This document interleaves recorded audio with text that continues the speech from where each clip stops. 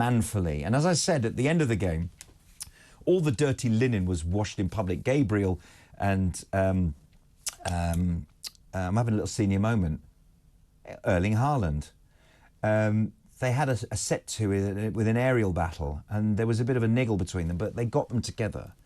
And they sorted that out on the pitch. And so they should. There was nothing to it. They're two big guys, bit of a clash of egos, but they sorted it out between them. And as I mentioned before, Jack Grealish was given a right rollicking by the manager, wanting to push forward. Grealish took it in sort of good humour and sort of understood that, you know, Pep meant the very best for him. He wasn't bullying him.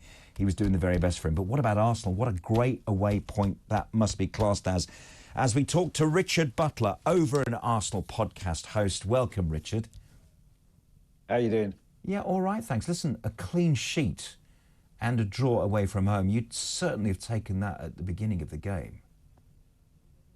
Absolutely, yeah. I mean, today was our first real big test of these away games that we've got coming up for the rest of the season. And, you know, it's all very well going to Burnley and Sheffield United and winning those games comfortably. It's when you're playing Man Cities and Liverpools and teams like that. Now, we got a good draw at Liverpool before Christmas, and we've done it today. We've gone away there, and it was a really good away performance. Yes, we couldn't get the win, which would have been massive, wouldn't it? But I think I would have took a draw before the game, and obviously really happy with a draw at the end of the game. Got to ask what Pep Guardiola was saying at the beginning of the game in the news conferences beforehand. He said basically whoever was going to get 3 points today would consign the other side to being out of the title race. Now, that hasn't happened. But assuming that it happens in other games in the coming few that are finishing off, if Liverpool lose, if City lose, if Arsenal lose, does that mean that whoever loses is out of the title race? It then becomes a two-horse race? Is it really that a perfection of an ending to the season for all three to stay in it? We'll have to see. It's difficult to say, isn't it? All teams drop points, don't they? And I don't think all three of us aren't going to win every game from now till the end of the season. I don't think. I think we'll all drop points, whether we lose or draw games. Man City and Liverpool maybe have got that experience at this point in the season before, haven't they? They've gone on and won their last 6, 7, 8 games in a season. We've not done that yet. You know, we're still quite new in this sense. Last season, we wasn't able to do it. Things look a lot different this year. We look a lot more mature as a team. You could see that today. It was a mature performance, wasn't it, from Arsenal, as opposed to in previous years when we've gone to Man City in particular, and we've lost fairly comfortably. So you can see the improvement there. Is it going to be enough at the end of the season? Well, I don't know. I'd love to think that we can do it finally after 20 years to win the league, but I don't know. We've got two big opponents against us, haven't we? They're not going to drop many points. We're going to have to win most of our games and hope it's enough. But, you know, we've got to catch Liverpool now, haven't we, after the weekend results? You know, today, Liverpool winning earlier. You know, Danny Welbeck almost did us a favour, didn't he? Old player with a goal for Brighton. It wasn't quite enough for them. But we can do what we can do now. We just need to get as many points as we can between now and the end of the season. If it's enough, happy days. If it's not, well, we've done all we can do. This tweet's coming from Keith Fraser, an Arsenal fan. He says, a great result for the Arsenal. City have scored in their last 57 home games, amazing defensive effort. And as an observer of Arsenal over many, many years, not a fan, but someone who admired the Arsene Wenger era for its continual resilience and qualifying for the Champions League all the time, this Arsenal side looks like a Wenger side. They seem to shape up like them. They physically look and play like an Arsenal side, but they're a bit tougher, aren't they? There's a Declan Rice commitment about them that perhaps in the Wenger era was a bit more pretty. Arsenal were a bit more pretty under Wenger, but they seem to set up like them. Yeah, I think now you can see, can't you? I mean, Declan has made a big difference, hasn't he, in the midfield? You can see that's the biggest difference. But it's not just that, is it? I think that the year last year, what we went through with, you know, throwing things away at the end and some bad results, and I think we've learnt from that. I say they look a lot more mature now, don't they? Some of the younger players have grown up, another year's experience. William Saliba, Gabriel. We just look solid as a unit defensively. We've still got the best defensive record in the league, and as George Graham always used to say, didn't he? That's where you start from. You win the league by defending well, and it's clean sheets that get you titles. It isn't winning games 6-0 or whatever it is. They're great, but you need to be able to keep clean sheets away from home. We've done it again today, and it's a good sign, isn't it? I say I'm still think that maybe it's a little bit too much for us to do with the opposition that we're up against, but we're still in there fighting. And after today, I'm pleased that that's the situation that we're in, because I wasn't necessarily expecting us to be where we are after today, because I was a bit worried going into the game, if I'm honest. Indeed, they've really succeeded tremendously today. A clean sheet at City, and right bang in the title race. I do admire Pep Guardiola for washing his dirty linen in public, and there were two stories going on at full time. There was the rather persistent rollicking of Jack Grealish, telling him to sort of move on, move forward. He was kind of procrastinating a bit in a way that Jack doesn't. When he's the talisman, and I know this from being a Villa fan, he used to drive Villa forward with tremendous skill and ability, short passes, and he's been asked to do something very different, which he's not naturally able to do. And so Pep, all this time after his signature, is still coaching him on the field of play.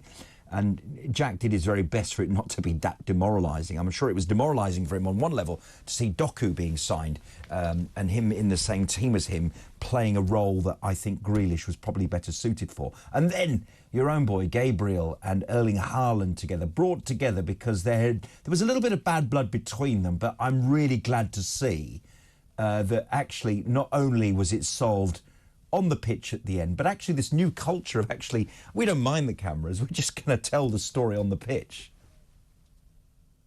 Yeah, I mean, it's a bit of a heavyweight contest, wasn't it, Gabriel and Erling Haaland? And, you know, that's kind of what you want to see. You want to see the Arsenal players in particular stand up to the challenge. And I thought, you know, that's what we had to do today.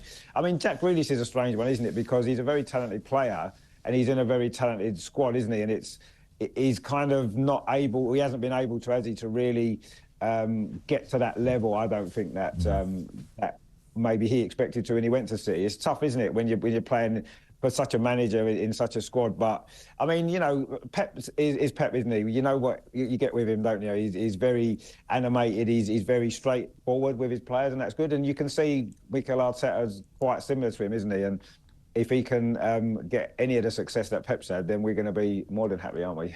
Indeed, indeed. Now, Richard, obviously Liverpool and Manchester City couldn't be tougher opposition in your race for the title. City are absolutely relentless as it comes to the final third of a season. We know that. We've seen it time and time again in title races. And Liverpool have that bit between their teeth because they want to send Jurgen Klopp off into Spanish semi-retirement with the Premier League title again. Do you think that Jurgen Klopp announcing his decision to leave Liverpool gives them that little competitive edge to do it for the governor? I mean, I suppose there's two ways of looking at it. One, you could say, yes, they've got an extra edge, but also as well, what you could say is that they've got an extra little bit of pressure as well. Yeah. Because if they don't win the league, it's going to be a bigger disappointment maybe this season for Liverpool in the circumstances than it would be any other season. So maybe it might work against them, but it doesn't seem to be at the moment. They're still picking up results, you know, even when they're not always at their best, as today showed earlier, you know, they got the result.